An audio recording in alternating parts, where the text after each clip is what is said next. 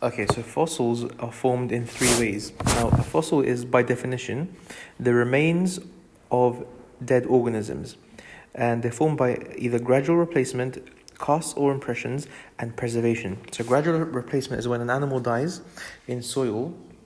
Some parts of the animal don't decay, for example, the teeth and bones, and over time those areas get replaced by minerals and become hard.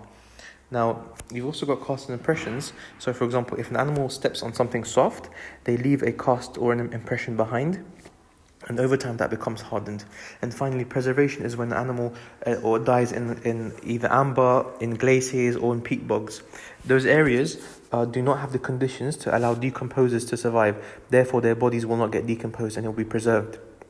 Now, nobody's sure about the origin of life, and the reason is because early organisms could have had soft bodies, which means that they all decayed and there was no bones left.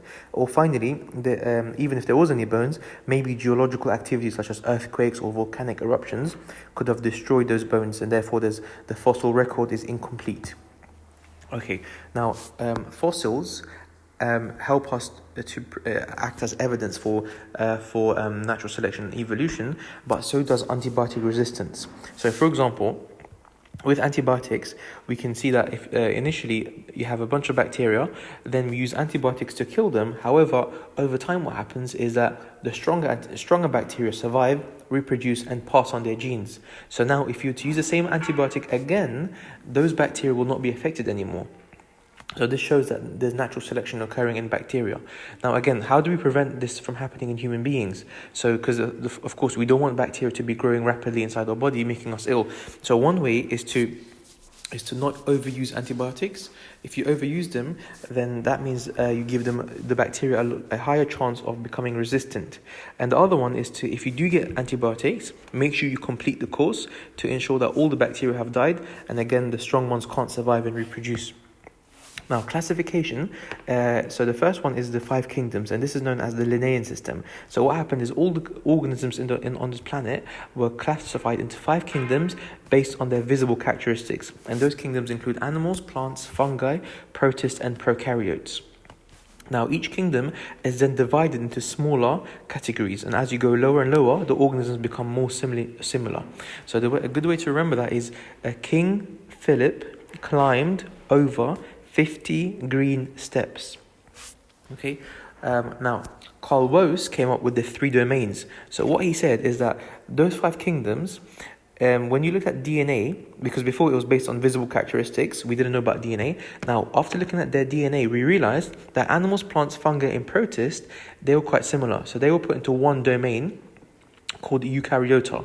So one thing about all those guys is that they all have a nucleus in their cells.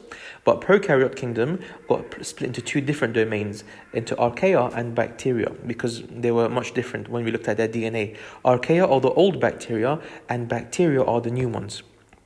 Now, the binomial system is the 2-part name of naming organisms. For example, let's say a lion jumped on the table, you would see that different people from different countries will have different names for the same organism. However, in scientific literature, we can't use the cultural name, we have to use the scientific name. So for example, humans, we can't say humans, we have to say Homo sapiens. A tiger, for example, is called Panthera leo.